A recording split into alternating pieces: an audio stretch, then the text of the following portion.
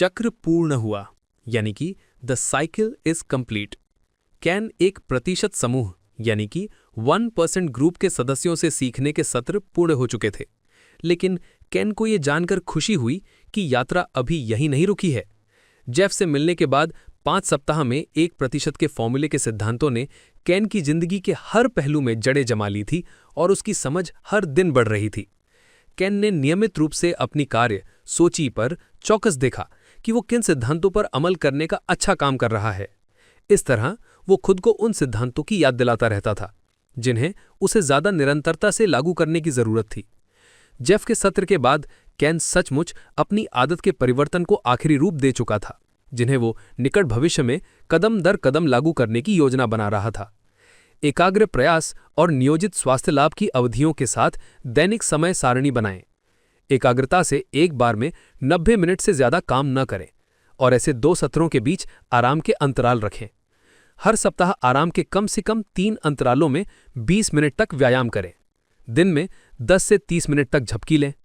रात को कम से कम 8 घंटे की नींद लें। नियमित वेकेशन बनाएं। कैन ने अपना नोटपैड बिस्तर के पास वाली टेबल पर रखा और ड्राइविंग रेंज वाली रात के बाद पहली बार लाल बेसबॉल कैप पहनी। वो आईने के पास चलकर गया, कैप सीधी की और कॉलर ठीक किया।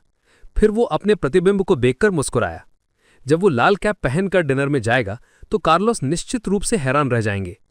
कैन कार्लोस के घर पर आयोजित डिनर की राह देख रहा था, क्योंकि वहां वो एक बार फिर 1% समूह के सदस्यों से मिलेगा और पहली बार उन्हें एक साथ देखेगा। जब कोच जिम ने हालिया चाल चलन और उसे इस मिलन समारोह में आमंत्रित किया तो उसने खुद को संतुलित महसूस किया। उसने अपनी चाबियां उठाईं और दरवाजे से बाहर निकलने ही वाला था कि उसने अपने प्रतिबिंब को दोबारा देखा और किसी चीज की वजह से वो ठीक हो गया। ज्यादा आकर्षक, वो अलग था। वो ज्यादा आकर्षक नजर देने के लिए और करीब पहुंचा। फिर वो मुस्कुराया। उसे एहसास हुआ कि कोई चीज बिगड़ गई थी और बेहतर बन गई थी। ये उसके बाल नहीं थे, ये उसके कपड़े नहीं थे, ये तो वो खुद था। अतः जब कैन पहुंचा तो कार्लोस घर के बाहरी इलाके में उत्साह से घिरे कर रहे थे। एक दूसरे को देखते ही वो दोनों लगातार हंसने लगे। ओह! समानता पर आश्चर्य व्यक्त करते हुए कार्लोस चिल्लाया।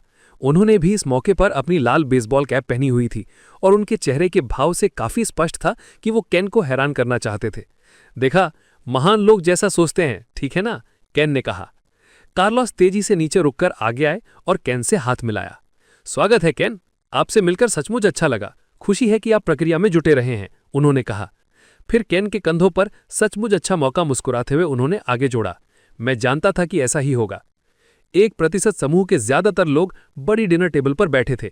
वो क्रिस और जिम से हाथ मिलाने के लिए खड़े हुए। बॉब भी खड़े हुए और बोले, कैन, मैं जानता था कि आप ये यात्रा पूरी कर लेंगे। क्रिस और पेट ने कैन को गले लगाया। उन दोनों ने टिप्पणी की और कैन बहुत अच्छा दिख रहा था। उसने उन्हें बहुत धन्यवाद दिया, चारों तरफ देखा और पूछा कि जेफ कहाँ है। ठीक उसी समय ट्राई एथलीट जेफ भागकर आ गए। कार्लोस, बॉब, जिम, क्रिस और पेट ने तालियां बजाईं। सीटियों और हंस ध्वनि के साथ उनका स्वागत किया गया। शोरगुल की आवाजों के बीच जिम ने कैन को बताया कि अल्ट्रा मैराथन का दौड़ वाले लोग जेफ को पहली बार देख रहे थे, जिसके लिए वो इतने महीनों से प्रशिक्षण ले रहे थे और जो उन्होंने पिछले सप्ताह पर जीत ली थी।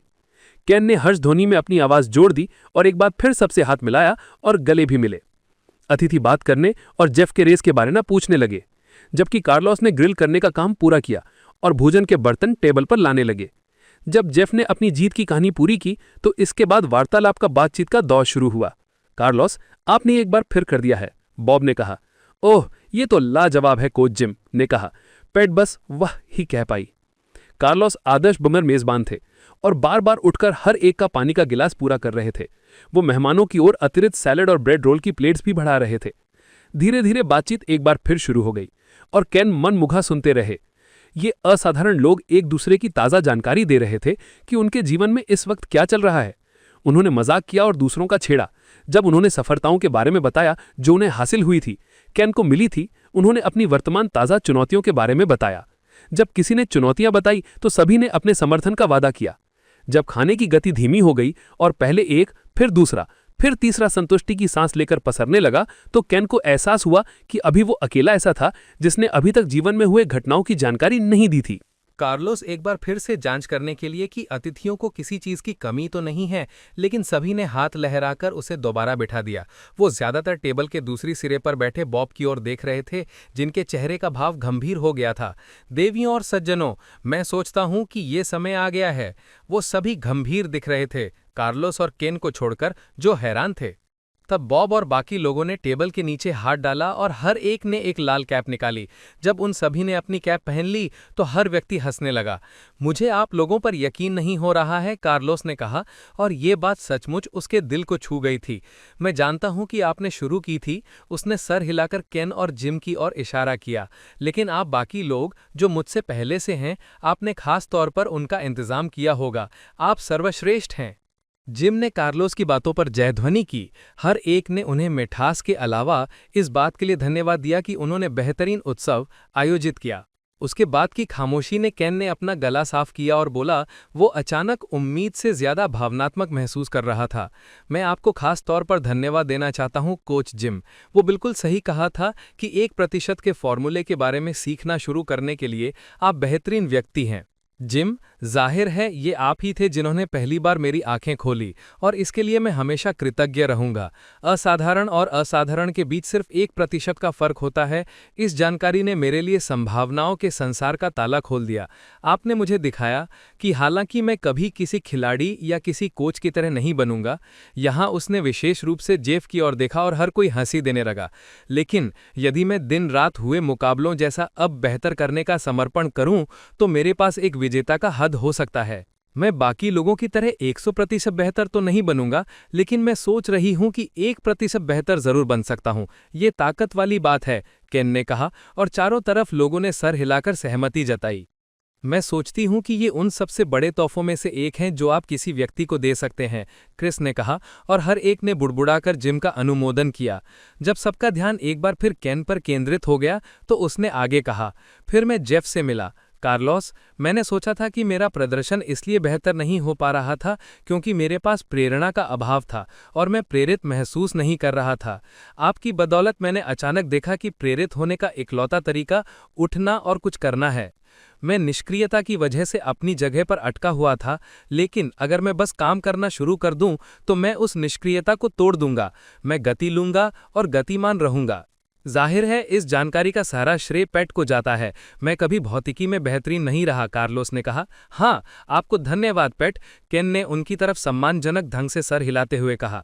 हमें यह भी नहीं भूलना चाहिए कि कार्लोस ने मुझे दिखाया कि चूंकि कार्य एक प्रबल प्रेरक शक्ति है, इसलिए मुझे अपने लक्ष्यों के बारे में गहराई से सोचना चाहिए और अपने कार्यों को समझदारी से चुनना चाहिए, क्योंकि मैं किसी कार्य को जितना ज्यादा करता हूं, उसके करने के लिए मैं उतना ही ज्यादा प्रेरित रहूंगा। पैट बातचीत में शामिल हुई। जब भी मैं महसूस करती हूं कि मैं उन कार्यों पर ध्यान केंद्रित कर रही हूं जो मुझे अपने लक्ष्यों की ओर नहीं ले जाते, तो मैं अपने दिमाग में कार्लोस के शब्द सुनती हूं। उन कार्यों को अच्छी तरह करने में कोई तुक या सेंस नहीं है। उन्हें आपको बिल्कुल नहीं, यानी करना ही नहीं चाहिए। अच्छा कहा। फिर केन एक पल के लिए ठहरा और नैपकिन पर कोई चीज लिखी। सभी उत्सुकता से इंतजार कर रहे थे।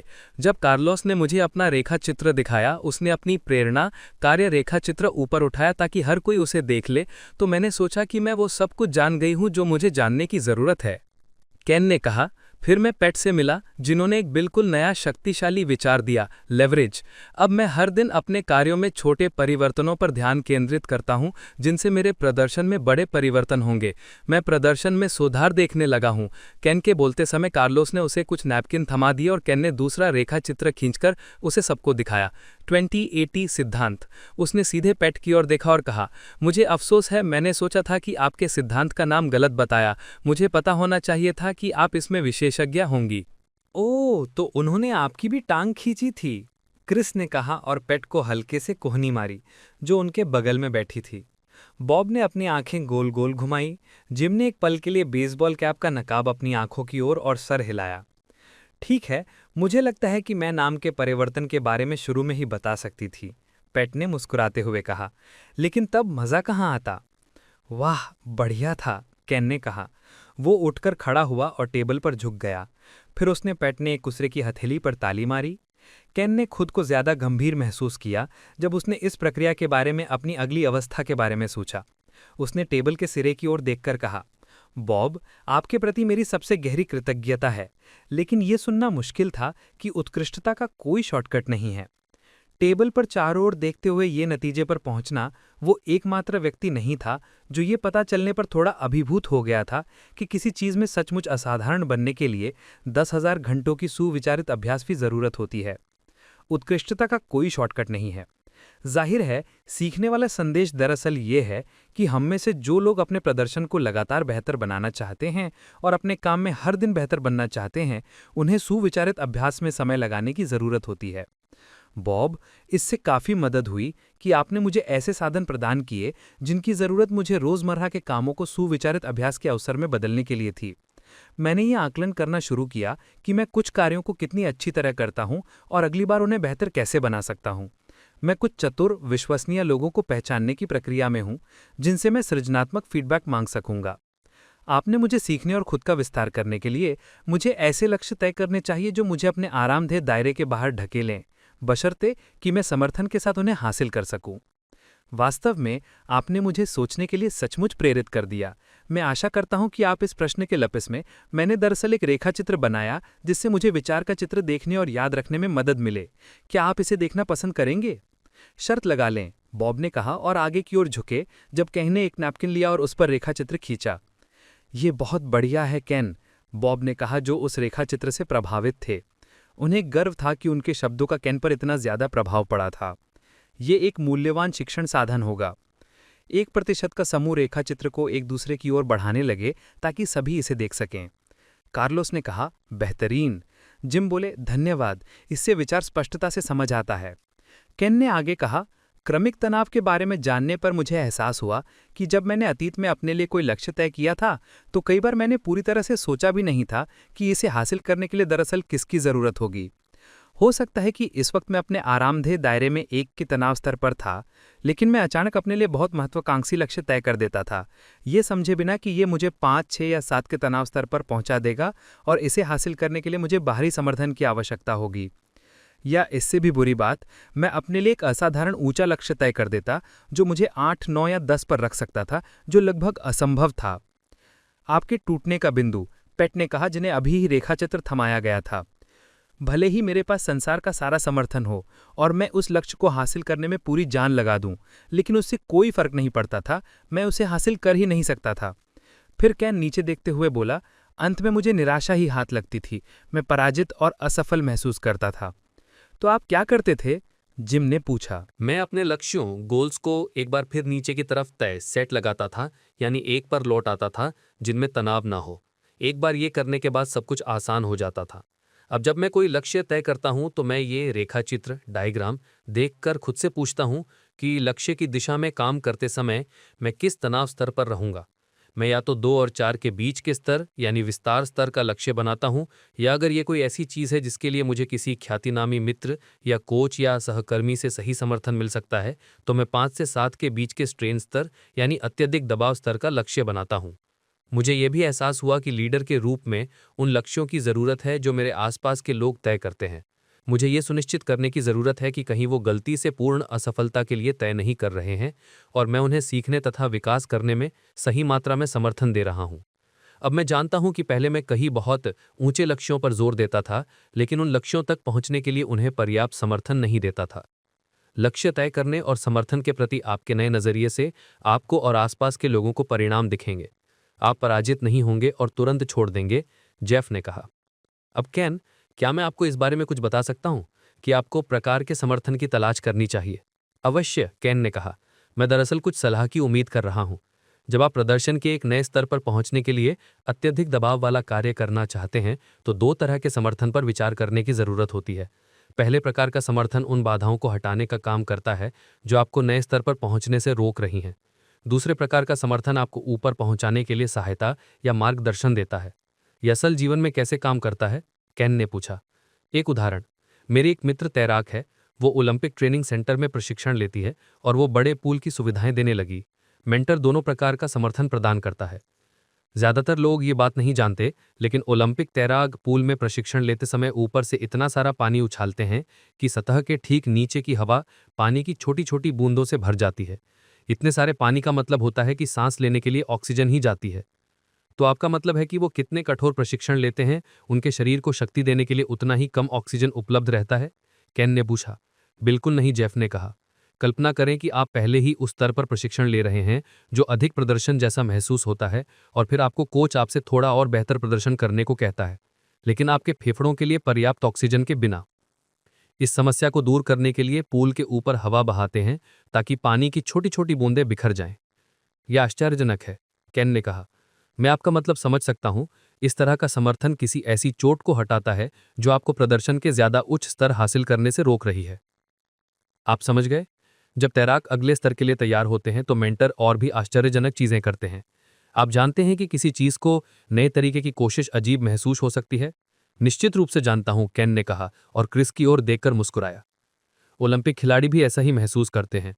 इसलिए कोच तैराक को मशीन से बांध देता है जो उसे पानी में उसके लक्ष्य से ज्यादा तेज गति से खींचती है। इस तरह प्रदर्शन के ज्यादा ऊंचे स्तर के आदी होने का मौका मिलता है। अद्भुत, केन ने कहा। कल्पना की शक्ति और समर्थन मिलने पर वो कितना कुछ हासिल कर सकता है जो उसके लिए इस तरह से काम कर सके। समर्थन के इन दोनों प्रकारों का कार्य, एक बार जब तैराक प्रदर्शन के नए स्तर को कायम कर लेता है तो वो अत्यधिक दबाव का स्तर हुआ था। जेफ ने केन का रेखा चित्र निकाला और उन्होंने 5 से 7 के दायरे की ओर इशारा किया, तो अब वो उसका नया आरामदायक दायरा बन जाता है। ये प्रक्रिया को एक बार फिर से शुरू कर सकते हैं, अत्यधिक दबाव वाले स्तर के अगले लक्ष्य की ओर बढ़ सकते हैं, जाहिर है समर्थन के साथ। बिल्कुल, बॉब ने कहा। केन, मैं केवल ये कह सकता हूं कि मुझे ये सुनकर खुशी है कि आपने वो सारी चीजें शुरू कर दी हैं जिनका आपने जिक्र किया है। ये ना भूलें कि लक्ष्य तय करना और उसे कायम रखना अहम है, लेकिन वहां तक पहुंचने का एकमात्र तरीका एक कदम उठाना है। आगे की योजना बनाएं, लेकिन वर्तमान में अपना सर्वश्रेष्ठ दें। मुझे आपकी बात अच्छी तरह याद है, केन ने धन्यवाद देते हुए कहा। देखिए, कोच जिम और क्रिस दोनों ही जानते हैं कि इस बीच एक मुश्किल दौर आया था। उन्होंने उन दोनों की ओर देखा और उन्होंने समझ भरी मुस्कान दी। क्रिस, मेरे दिमाग का ताला खोलने के लिए आपको धन्यवाद, जिसमें मैं 1% के फॉर्मूला के असीमित लाभ पाया। आपने मुझे दिखाया कि लंबे समय में लाभ बढ़ते जाते हैं। यदि मैं बॉब के दिए साधनों का इस्तेमाल और सही योग्यताओं का सुविचारित अभ्यास करूं, तो मेरा प्रदर्शन दरअसल तेजी से बेहतर होगा, क्योंकि मैं बेहतर का बेहतर बना रहा हूंगा। बिल्कुल कैन, क्रिस ने कहा। इससे मेरे लिए चीजें बदल गई जब मुझे पता चला कि परिवर्तन का असहज या मुश्किल महसूस होना स्वाभाविक है, भले ही वो परिवर्तन सकारात्मक हो। आपने इस बारे में बताया कि हमारे कुछ पुराने विचारों और पुराने तरीकों को छोड़ना महत्वपूर्ण होता है। यह एहसास भी चुनौतीपूर्ण हो सकता है कि आप किसी चीज से जुड़े हुए हैं और आपको उसे ढीला छोड़ने की जरूरत है। इसलिए इस विषय पर मैं कुछ और सजगता और दिलचस्पी रखता हूं। अगर आप में से कोई इस बारे में कोई कबीलियत बताना चाहेगी तो कृपया बता दें। जेफ सबसे पहले बोले। मेरी चोट और सारे ऑपरेशनों तथा पुनर्वास कार्यक्रमों के बाद मुझे ये स्वीकार करने में काफी समय लगा कि मैं दोबारा ओलंपिक के स्तर पर प्रतिस्पर्धा नहीं कर सकता। जब मैंने ढीला छोड़ दिया शक्ति के बारे में सोचना, तो मुझे एहसास हुआ कि अपने जीवन में आगे बढ़ने के लिए मुझे स्वर्ग के बारे में पुराने विचार, ओलंपिक खिलाड़ी होने के विचार को छोड़ने की जरूरत है। मुझे एहसास हुआ कि मेरा डूबता हुआ लंबा वजन गया था। इसलिए मैंने इस विचार को छोड़ दिया कि मेरी पूरी पहचान और अहमियत मेरे क्षेत्र में मेरी प्रतिष्ठा पर निर्भर थी। जब मैं उसे छोड़ दिया तो मेरे सामने मेरा पूरा भविष्य खुल गया। अब मैं इतना खुश और सफल हूं जितना सपने में भी नहीं सोच सकता था, सिर्फ इसलिए क्योंकि मैं नई वास्तविकता को स्वीकार करने और अंगीकार करने में समर्थ था। आप हम सभी के लिए प्रेरणा है, क्रिस ने कहा। मैं एक पहचान हुआ घरेलू ऑफिस का काम शुरू किया तो मैंने सोचा कि हर कोई मुझसे सर्वोपरि बनने की उम्मीद करता था, जो निश्चित रूप से मैं खुद से करती थी। मैंने अपना सारा खाली समय लिए बिता स्पेंट, जो पहले यात्रा और मीटिंग्स में बिता स्पेंट। मैंने सोचा अब मैं हर चीज अलग तरीके से करूंगी। मैं अपना शोध ज्यादा करूंगी और ज्यादा वैज्ञानिक शोध पत्रों प्रदर्शित करूंगी। मैं अपने इलाके की सबसे फिट महिला बनूंगी। मेरा घर आदर्श होम रहेगा। मैं सबसे अच्छी पत्नी बनूंगी और सबसे बढ़कर आदर्श मां रहूंगी। जैसा आप सभी जानते हैं, इस चक्र में मैं अनावश्यक कार्यों पर ध्यान केंद्रित कर पाई और अपनी ऊर्जा तरफ तरफ दिशाओं में खींचने लगी। मेरी बहन ने मुझे जो कामकाजी जूते होने की इच्छा छोड़ने की, उसकी बदौलत काम बना। लेकिन फिर मुझे सुरक्षित मानने की अपनी इच्छा छोड़नी पड़ी। एक बार जब मैं उन इच्छाओं को छोड़ दिया तो मैं अपना ध्यान वहीं केंद्रित कर पाई जहां मुझे जरूरत थी। जाहिर है, मुझे हमेशा बेहतर प्रदर्शन और सफलता की ओर ले गया। और बॉब ने अपना गला साफ किया और केन की ओर झुके और बोले, मुझे आपको बताना है कि जब मेरा पहला कारोबार असफल हुआ तो मेरे पैरों तले जमीन खिसक गई थी। मैं सोचा कि इसकी पुनः रचना करने का कोई तरीका नहीं था। मैं खुद को दिवालिया घोषित करने के कगार पर था। फिर एहसास हुआ कि ये अपने कुछ विचारों और तौर तरीकों को छोड़ने का समय था। मुझे हमेशा खुद पर गर्व रहा था कि मैं अपने कर्जदारों को हमेशा 30 दिनों के भीतर भुगतान कर देता था। देखिए, मुझे उस गर्व को छोड़ना पड़ा। एक बार जब मैंने वो छोड़ दिया तो मैं फ़ोन पर इन कर्जदारों को बताने के लिए स्वतंत्र हो गया कि कंपनी को सामने आर्थिक समस्याएं हैं और मैं उन्हें किस तरह निपटने की योजना बना रहा हूँ। आप जानते हैं, इस वजह से उनमें से किसी ने भी मुझे समय कम नहीं मांगा। वास्तव में उन्होंने मेरी ईमानदारी की सराहना की और भुगतान की नई शर्तों को खुशी से मान लिया। आपका धन्यवाद। ये बहुत मायने रखता है कि आपने अपनी कहानियां बताईं, केन बोला। वह फिर क्रिस की ओर और आगे कह रहा था, मैंने आपसे कैसे कहा था कि हर रात 8 घंटे की मेरी नींद आधी नहीं हो सकती है। देखिए, ये वो आदत है जिस पर मैं इस वक्त काम कर रहा हूँ। जब जेफ ने नींद उड़ाने की उसकी प्रतिक्रिया की तो केन असहज महसूस करने लगा। धन्यवाद जेफ, लेकिन मैं नहीं चाहूंगा आप ये सोचें कि मैंने सब कुछ पूरी तरह से कर लिया है। मैं वहां नहीं पहुंचा हूं अभी तक, जेफ ने कहा। दरअसल हम में से कोई भी अभी तक वहां नहीं पहुंचा है, केन ने क्रिस को इशारा किया। इससे जागने पर हर सुबह जीवन रोचक बन जाता है। आपको ऐसा नहीं लगता? केन हैरान हुआ। निश्चित रूप से मैं ही अकेला हूंगा जो अभी इस नई स्थिति से तालमेल बैठा रहा हूं। आप सभी इतने उसने टेबल के चारों ओर चेहरे देखते हुए सही शब्द की तलाश की। आप सभी इतने असाधारण हैं। वास्तविकता की जांच करने का समय है, जेफ ने कहा। देखिए, मैंने आपको बताया था कि मेरे पिता अपने एक सहकर्मी से मिलने वाले थे जिन्होंने मुझे समझाया कि कामकाज और स्वास्थ्य लाभ में संतुलन कैसे स्थापित किया जाए। निश्चित रूप से, केन ने कहा। वह सहकर्मी बॉब नहीं बल्कि बॉब थीं। बॉब? केन ने कहा और अपनी आवाज वॉइस में आश्चर्य को नहीं छिपाया। वो कौन? बॉब का संबंध सुविचारित अभ्यास, समर्पण, एकाग्रता से जुड़ता था, आराम के अंतरालों से नहीं।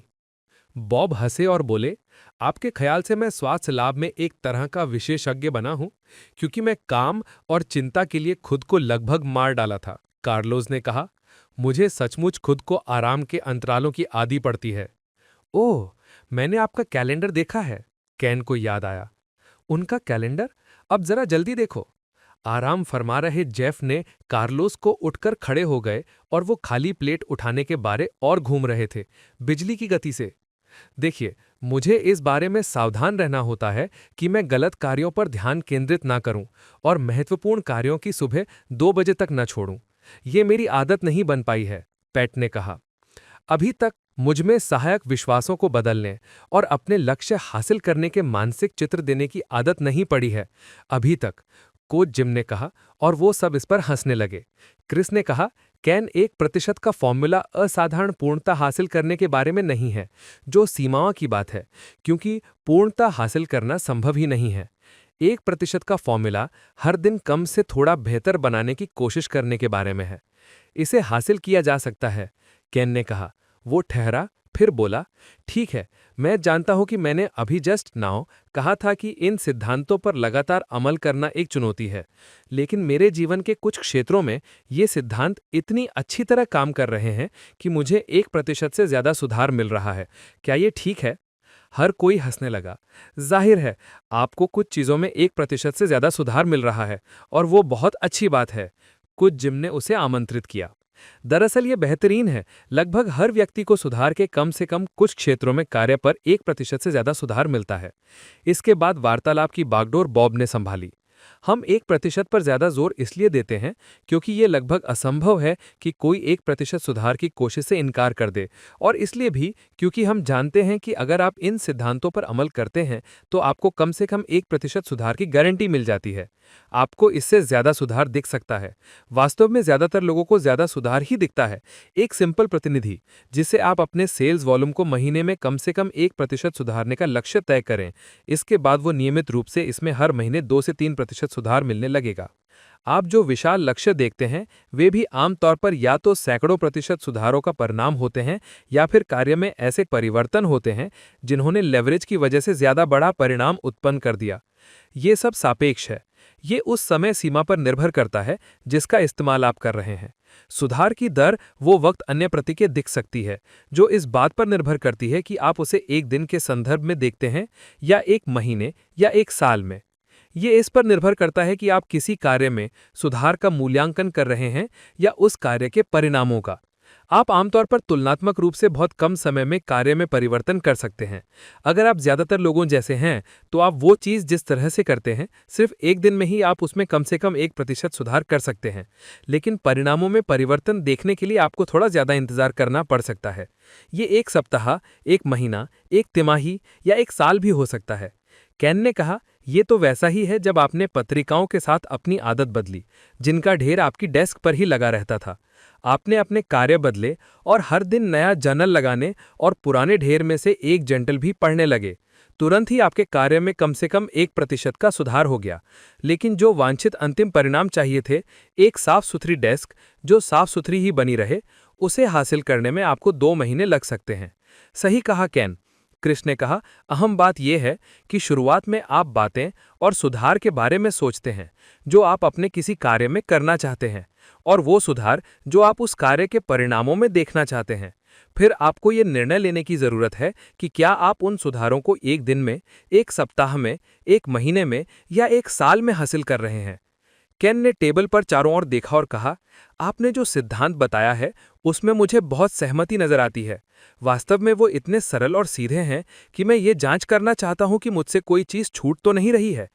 केन, आपने जो आज कहा है उससे मैं जान गया हूं कि अब आपके पास वो सारे साधन हैं जिनकी जरूरत आपको उत्कृष्टता के जीवन के लिए है।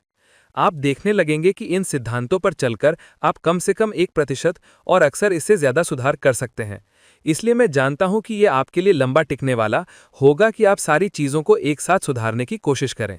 अपने जीवन के सबसे छोटे हिस्सों स्मॉलेस्ट पार्ट्स में एक साथ बेहतर बनाने की कोशिश ना करें। सबसे पहले एक क्षेत्र में सिर्फ 1% बेहतर बनाने के लिए काम करें और उसे पूछता करें कि किसी दूसरे पहलू पर काम करें। जल्द ही आप 1% बेहतर पर काम नहीं कर रहे होंगे तो आप इसे ऐसे ही बन जाएंगे। और फिर मैं ये नहीं कह रहा हूं कि यह हमेशा आसान होगा। आपके सामने चुनौतियां आएंगी। ये वो अति प्रक्रिया ओवर प्रोसेस का स्वाभाविक जवाब है जिस क्रिस ने बताया। हमारे आरामदेह दायरे की ओर लौटने की प्रवृत्ति होती है। भले ही वो आरामदेह हो, वो हमारे लिए सर्वश्रेष्ठ ना हो। आप उस रास्ते पर चलने के लिए भी ललचा सकते हैं जिस पर आपके आसपास के लोग चल रहे हैं।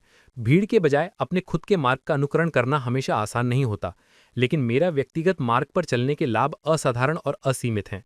इस सुधार और संतुष्टि की कोई सीमा नहीं है जिससे आप अपने जीवन में ला सकते हैं और अपने आसपास के लोगों के जीवन में भी, क्योंकि हमें ये नहीं भूलना चाहिए कि हर चीज का एक लहर प्रभाव होता है। केन ने टेबल पर सबके चेहरों फेसेस और फिर फुर्सत के अंदाज में अपनी कैप उठाई। उसने कहा, मैं आप सभी प्रतिशत वाले लोगों के प्रति बहुत कृतज्ञ हूं। कार्लस ने मुस्कुराते हुए कहा, आप सभी प्रतिशत वाले लोगों से आपका क्या मतलब है? हाँ, मैं सोचता हूं आपका मतलब था सभी, जो जिम ने कहा। टेबल पर बैठे सभी लोगों के चेहरों पर मुस्कान थी और अब उन सभी ने अपनी कैप उठाकर उसे सलाम किया। साल में 2-3 बार कैन और उसके कुछ पुराने मित्र मिलते थे ताकि एक दूसरे के जीवन के बारे में जान सकें और आराम कर सकें। इस रात वो टीवी पर एक फुटबॉल मैच देखने के लिए डेविड के घर गए थे। जब वो पिछली बार एक दूसरे से मिले तब से जीवन डेव के लिए आसान नहीं रहा था। उसका फिजिकल टूट गया था और अब उसे के पास सुरक्षित नौकरी नहीं थी, बल्कि वो अनुबंधों के पदों पर काम कर रहा था। दूसरे लोगों ने डेव को बताया कि कैन बेहतरीन था और ऐसे हाल में वह सकारात्मक नजरिया रख रहा था। लेकिन कैन को लगा कि आशावाद ऑप्टिमिज्म के नीचे वो अपने मित्रों में कुछ और कम हो सकता था। उसकी आंखों के भाव देखकर कैन को एहसास हुआ कि वो एक महत्वपूर्ण मोड़ इंपॉर्टेंट जंक्चर पर था। परिस्थितियों से असंतुष्ट था और किसी नए रास्ते की तलाश कर रहा था। मैच खत्म होने पर वार्तालाप चलने लगा। कैन वहीं रुका। जब उसके मित्रों की कारों की आवाजें खत्म हो गईं तो देव ने कहा, कैन, तुम्हारा जीवन इस समय बेहतरीन नजर आता है, इसलिए तुम इतने अच्छे दिख रहे हो। धन्यवाद देव, मैं सचमुच अच्छा महसूस करता हूं, कैन ने कहा। लेकिन ऐसा तो नहीं है कि हर चीज अपने आप तुम्हारे चाहने के अनुसार हो रही है ना? तुम्हारे बारे में कुछ अलग है। मेहरबानी करके मुझसे झूठ मत समझना। तुम अब भी पुराने जिम मेरे कॉलेज के दोस्त हो, लेकिन तुम पहले से ज्यादा आत्मविश्वासी, ज्यादा सकारात्मक, ज्यादा मानसिक रूप से स्थिर हो। ऐसा क्या हुआ जिससे ये चमत्कार हो गया? मैं वाकई खुश हूं कि तुमने ये बात पूछी देव, कैन ने कहा। मैं एक यात्रा पर हूं। मैं कुछ बहुत असाधारण लोगों से मिला हूं और मैंने अपना जीवन जीने के कुछ सचमुच प्रभावी तरीके सीखे हैं जिनसे मैं हर दिन बेहतर और बेहतर प्रदर्शन कर सकता हूं। परिणाम अविश्वसनीय रहे हैं। देव अब सामने वाले सोफे के आगे की ओर झुका था और केन ने उसके चेहरे पर वैसी ही चमक देखी जो शायद कोच जिम ने उसकी आंखों में उसके बेटे के फुटबॉल मैच वाले दिन देखी थी। कॉफ़ी मिलेगी? केन ने पूछा। मुझे लगता है कि तुम ज़्यादा सुनने के लिए तैयार हो और मैं सोचता हूँ कि मैं जो कहने वाला हूँ उसमें तुम्हारी रुचि होगी।